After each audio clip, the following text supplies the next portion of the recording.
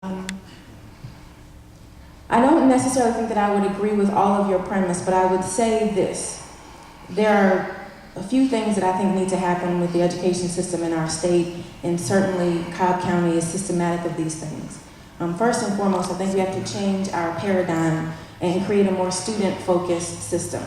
Right now, I think our systems are focused on keeping jobs, which are important, but if the goal is student achievement and to make sure that every child in the state is career and college ready, then we have to focus first on student achievement. And so to focus on student achievement, I don't think you can talk about the need for class size reduction or class size requirements if we aren't sure that the teachers who are in front of those kids, regardless of the number, are effective.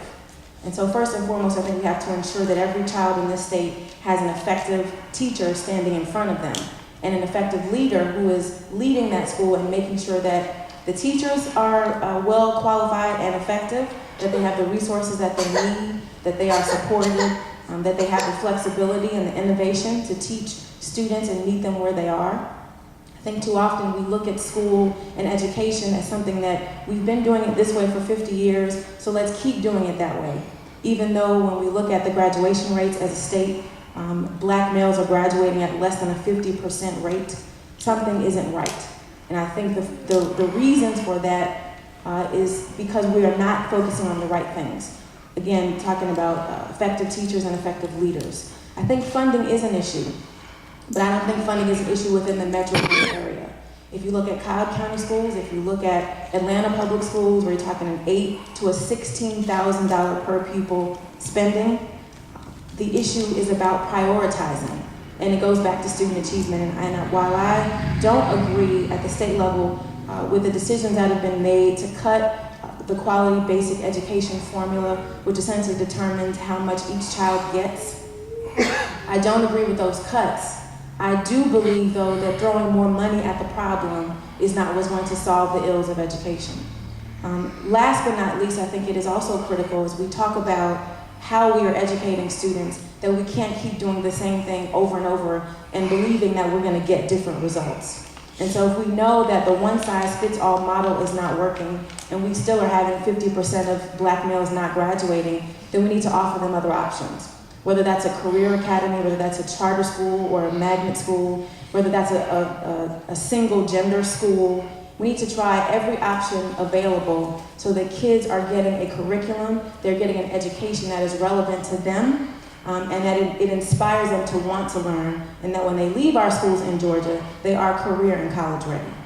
I think the question dealt with the current agenda in the legislature, and I'm not sure what Ms. Gray was referring to exactly, but I will say when it comes to the issue of vouchers, since she brought that up, I think when it comes to our children, every single option needs to be on the table.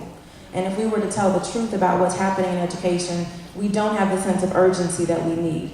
And when I ask my colleagues in the legislature where they're sending their kids to school, oftentimes they're not within public schools.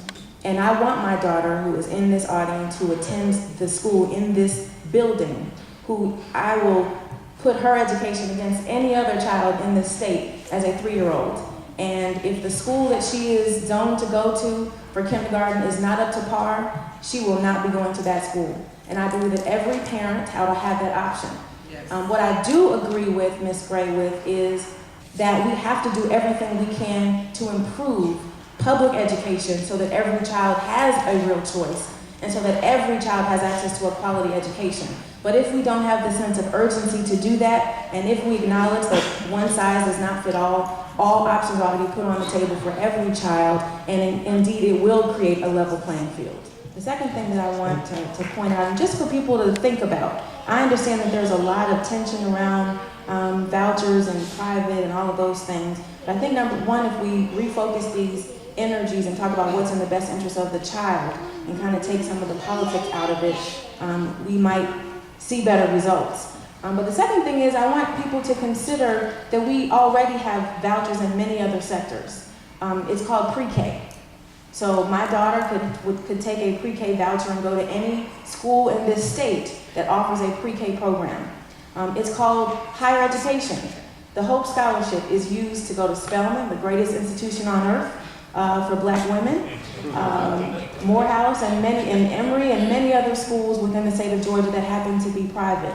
When you talk about health care, people who do not have the income to have their own health care, they have Medicaid. And they don't just get to go to the public doctor, they go to any doctor that accepts their voucher, their Medicaid. So I think we have to open our minds to think about what is public, what is private, and really the most important question is, what is in the best interest of the child? And what's the best use of our tax dollars? Great respect for teachers and great respect for the public education system. One of the things that I would like to see done as we talk about teacher quality is a uniform evaluation system for teachers in the state of Georgia. We don't have one. We have 180 school districts and 180 different evaluation systems. And I think that's problematic to not know what an effective teacher is like in Macon and an effective teacher is like in Cobb. And I don't think we can properly measure how well students are doing if we don't know how effective the teachers are. And I would also add school leaders to that list. Research tells us that the number one factor for student achievement is an effective teacher. And research also shows us that the number of years that a teacher has been teaching and the number of degrees that they have are not strong indicators for how well a student is going to do. And so I think we have to change, number one, our evaluation of teachers in that way and our compensation of teachers in that way. We've got to shift it to how well are students achieving in a classroom, and not based on one test score, but based on their growth over a period of time. I don't think that we can measure how effective a teacher is based on a scholarship, because that's 12 years into a school system. We have to measure teachers every single year, several times in a year, through peer evaluations, other teachers, as well as multiple observations from administrators. I think also that parents have to be involved in this evaluation process. So I think there are a lot of things that we can do to ensure that we have more effective teachers in our classroom, and we are absolutely not doing enough as a state, and it's something that I'm working on for next session, God willing that I'm reelected, so that we can focus more on student achievement and effective teachers and leaders. I'm running for re-election because I want to continue to work hard for you.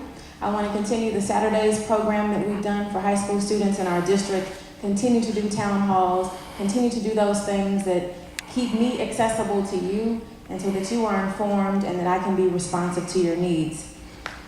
I want you to re-elect me because I have the sense of urgency to fix the ills in our school and to create a system that we can all be proud of. This community is changing, and we've all seen this over the last few years. And we need an elected official, a public servant, who has a sense of urgency to address the transportation issues, the redevelopment issues that we need in Six Flags. We need to have someone elected who has the energy, the heart for service, and the track record to continue to work hard for you, to represent you, and do the things that are most critical to our community. And so I humbly ask that you will re-elect me so that I can continue to do that great work. The election is Tuesday, July 20th, and we need y'all to show up and show out, not just for this race, but all over the state, because as the community is changing, the state is changing. And if you want to be a part of that process, you have to vote and participate in that. I too need volunteers, so if you're interested, please come and see us after this is over. And I simply want to close again by thanking you for coming. Thank you, Pastor Purvis and Deacon Watkins and everyone who had something to do with this. I think it is absolutely necessary to do this and to get those questions answered and to hear from us and to hold us accountable, whoever wins this election, because we owe it to you. Thank you.